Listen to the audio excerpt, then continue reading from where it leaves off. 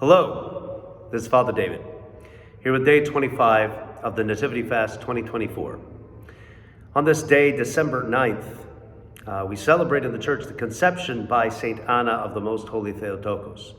This is the moment where aged Anna miraculously is given the ability and the blessing of bearing the one who would be known as the Mother of God.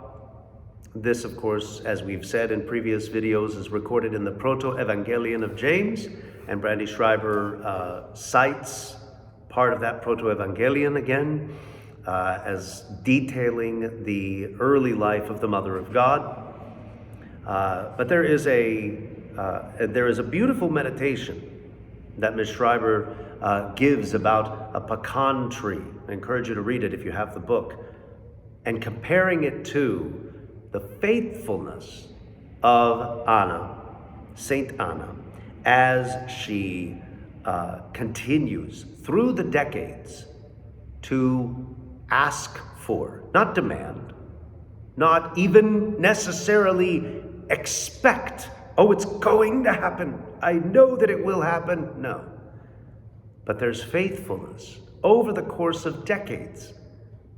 Faithfulness, prayer, dedication, continual self-presentation before the Lord, asking that even as all of the other fruit-bearing trees of the world have given fruit and I alone have not, that God, would you be faithful to me?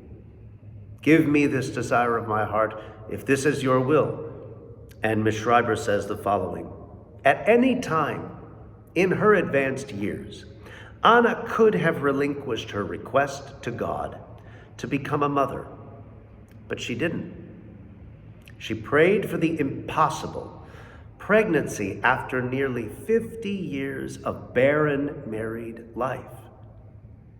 Knowing that God could deliver what seemed impossible, he had done it before, after all. Of course, we think of Abraham and Sarah and all of the other instances, Zechariah and Elizabeth in the scriptures.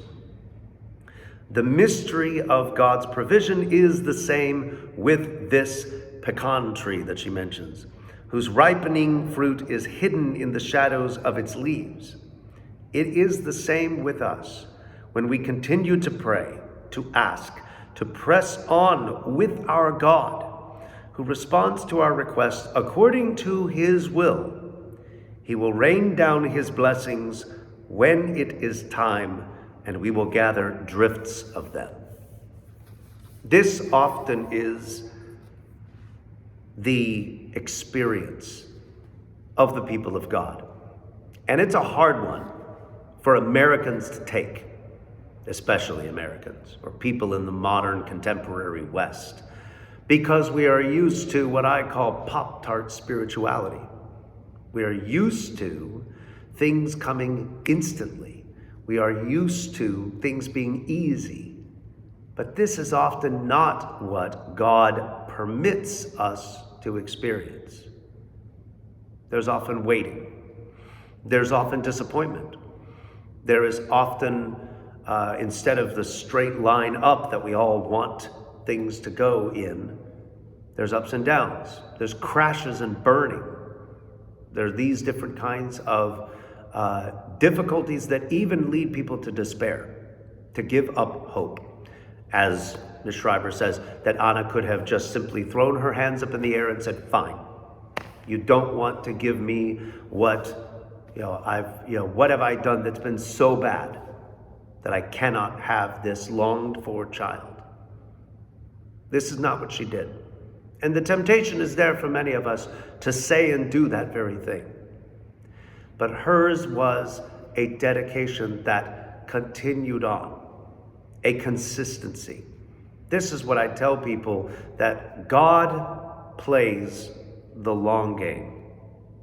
And that in terms of our prayer life, consistency is always more important than quantity in terms of prayer. Now, quantity in prayer is not bad, necessarily.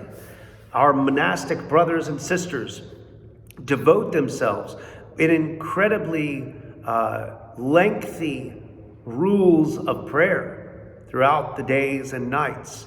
They are very often praying at the moments that no one else is, and they pray for all of us.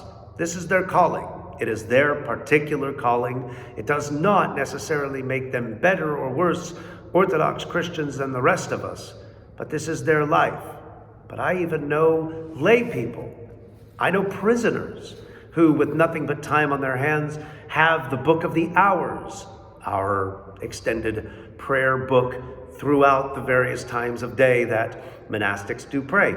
These prisoners also can devote themselves, and do in many cases, those that are Orthodox Christians, to the cycles of prayer throughout the day. I know lay people who, for example, perhaps they are childless, like St. Anna. Perhaps they are older, also like St. Anna, but maybe their kids are out of the house and they have now the time. And they devote themselves to lengthy prayers. I'm not saying that this is something that we ought not to do or aspire for. But for many people, the question is, do I pray for a long time and interfere with my responsibilities, or do I pray the amount that I am able to do, maybe not how I think I ought, but let us not be held captive by that. Father Thomas Hopko of thrice blessed memory said, pray as you can, not as you think you ought to, be able to. Because oftentimes that can even be something that comes out of ego. I should be able to pray more. But if we have to choose between amount and consistency, we ought to strive towards integrity, consistency, maintaining over a long period of time, something that we can take even into old age, something that we can do absolutely with dedication, with conviction, with consistency, truly. And this is what we see in St. Anna.